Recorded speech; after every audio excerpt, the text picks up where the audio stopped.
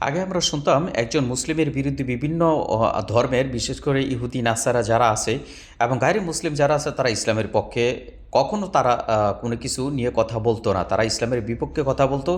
সবসময় মুসলিম এবং মোল্লাদেরকে এবং হুজুরদের নিয়ে তারা কটাক্ষ করে কথা বলতো। কিন্তু এখন আমাদের বর্তমান সমাজে দেখছি এক হুজুরে এখন আর এক হুজুরে তারা বিরুদ্ধে কথা বলতেছে এবং এমনভাবে কথা বলতেছে যে আজকে যারা মুসলমান বিশেষ করে সত্যিকার অর্থে যারা ইসলামের পক্ষে এবং ইসলাম বাস্তবায়ন মানুষের জীবনে প্রতিষ্ঠা করার জন্য যারা আন্দোলন করে আপ্রাণ চেষ্টা করে আজকে তাদের বিরুদ্ধে লেগে গিয়েছে।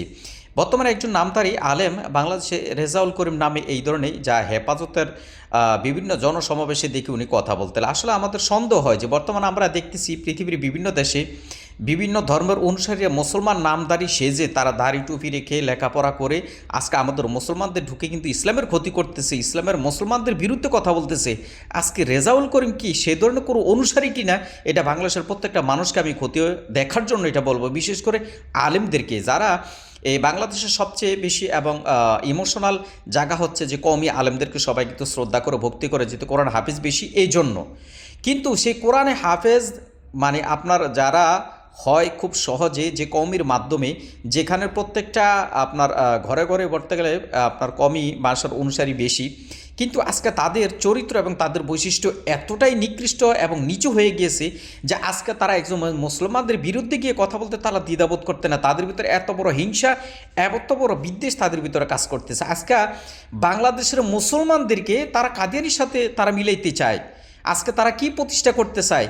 তারা কি বিভিন্ন যে ফেকা তাসাউফ আপনার এগুলা কি করে কি তারা এটাই তারা বুঝতে পেরেছে এতদিন পরে যে একজন সত্যিকার মুসলিম যারা আল্লাহকে মানে আর রসুলকে মানে তার দিনকে মানে সমস্ত কিছু সঠিকভাবে পালন করার চেষ্টা করে আজকে তাদেরকে কাদিয়ানির সাথে অনুসরণ করতেছে।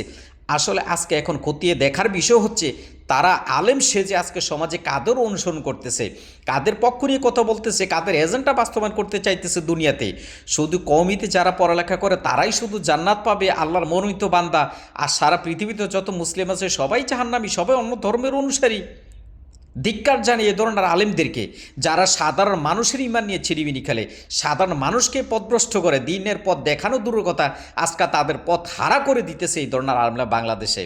বর্তমানে বাংলাদেশে একজন আছেন হেফাজতের আলেম, আর বাবা তুমি আলেম হয়েছো কি হয়েছো, তুমি তো নবী হয়ে যাও না, তুমি এমন কোনো কুতুব হয়ে যাও নাই, আল্লাহ তাআলার কোনো পয়গাম তোমার কাছে আসে না, তুমি মানুষ।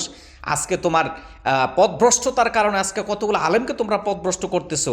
তোমাদের যারা অন্ধ অনুসরণ করে, কোরআন হাদিস পড়ার পরেও যারা তোমাদেরকে এভাবে মেনে নেয়, আজকে কিছু নামদারি আলেম তোমাদের অনুসরণ করে বিদায় আজকে তোমরা বাংলাদেশের সাধারণ মুসলিমদের বিপক্ষে গিয়ে এমন করে কটু কথা বলতেছো, তাদেরকে ইসলামের বিভিন্ন দুশ্মন তোমরা আখ্যা দিতেছো। মনে রাখো, দুনিয়ার জমিনে তোমরা যতই কিছু করো, যত বড় সার্টিফিকেট হয়, যত বড় কুতুব হও, আল্লাহর কাছে প্রত্যেকটা কথার তোমার জবাবদিহিতা করতে হবে। তোমাদের কারণে ইসলামের যে ক্ষতি হইতেছে, মুসলমানদের যে ক্ষতি হচ্ছে, একটা দেশের ক্ষতি হইতেছে। আল্লাহর কসম, তুমি একজন দেওবন্দি আলেম হও, হয় সাই মক্কার আলেম হও, সৌদির হও, অথবা তোমার চট্টগ্রামের হাটহাজারি হও, তুমি যত বড় আলেম হও না কেন, আল্লাহ পাকের হিসাবের দিন তোমাকে কঠিন পাকড়াওতে আসতে হবে।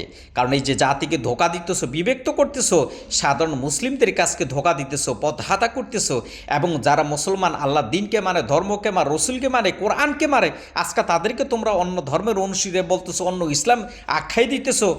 আল্লাহ পাক তোমাদেরকে সার্টিফিকেট দিয়ে দেয় নাই। খবরদার, আল্লাহ পাকের ক্রোশের শিকার হইও না, তাহলে দুনিয়াতে যে তোর নাম কামিয়ে যাইতেছো, কবরে যাওয়ার সাথে সাথে তোমাদের পুঙ্খানো জবাব দিতে হবে।